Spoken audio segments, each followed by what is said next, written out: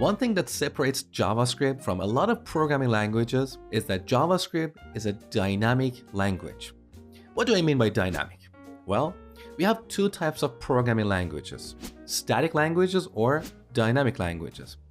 In static languages, when we declare a variable, the type of that variable is set and it cannot be changed in the future.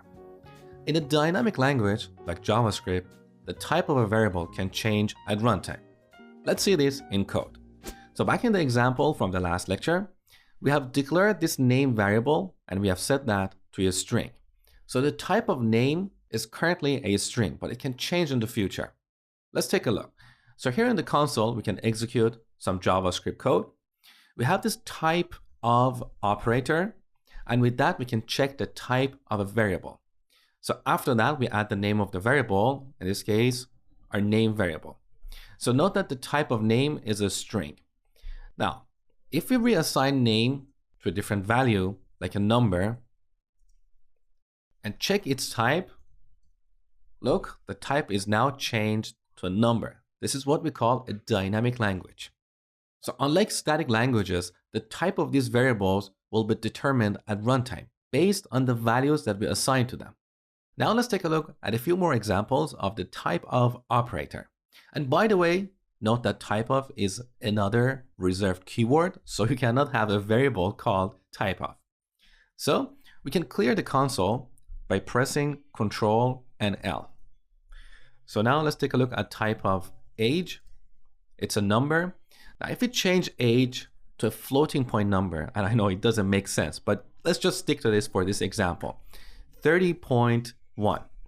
And then look at type of age, it's still a number.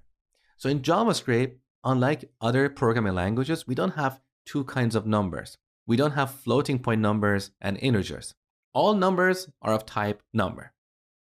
Now let's look at the type of is approved. It's a Boolean, as I told you before. What about the first name? Let's have a look. Type of first name.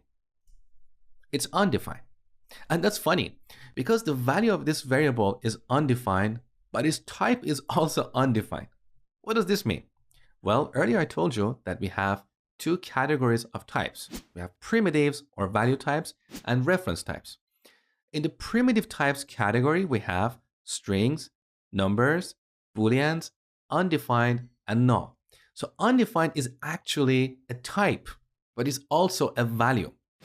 In this example, because we have set first name to undefined as a value, its type is also undefined. Okay?